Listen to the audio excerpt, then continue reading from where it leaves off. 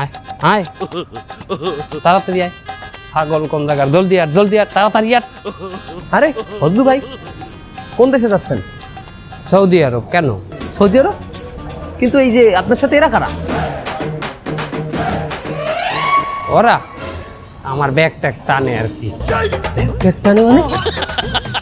আপনি তো বিরাট সফল ব্যক্তি হয়ে গেছেন, ব্যাগ টানার জন্য 2টা মানুষ নিয়ে যাইতেছেন বিদেশে। তাই এই প্লেন ভাড়াটা আপনার নষ্ট হবে না? না, কোনো লস নাই, আমি বিক্রি করে এটা উড়ে এলাম।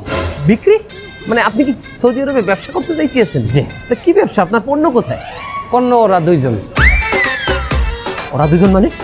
দুইজনে আমি বেচমু সৌদির এক কপিলের কাছে 5-10 লাখ টাকা নিছি।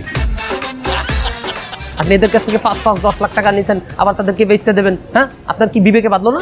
আমার তো বিবেকের তাড়নায় আমি এ কাম হরি নাই। তাহলে কিসের তাড়নায় করছেন? অভাবের তাড়নায়। অভাব? কিসের এত অভাব আপনার? আমার না, দেশের অভাব। দেশের অভাব না, দেশের অভাব মানে? দেশের অভাব বুঝেন না, দেশে দেন না অভাব অনটন।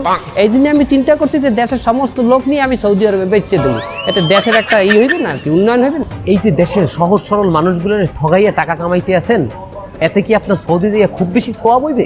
অবশ্যই সোয়াব হবে। কেমনে? বেশি আমি দিয়ে ওমরা করিয়ে আসবো না ওখানে? তাছাড়া আমি মরুভূমিতে যাইয়া আমি উটের দুধ দিয়ে গোসল করি, তারপর আবার দেশে আসবো, একদম পিওর হইয়া আসবো, পাক পবিত্র হইয়া আসবো। আসলে ভাই দোষ আপনার না, দোষ অগমত সহজ সরল মানুষের, যারা আপনার মতো এই প্রতারক দালালদের বিশ্বাস করিয়া তাকে সর্বস্ব উড়াই দেয় আপনার হাতে।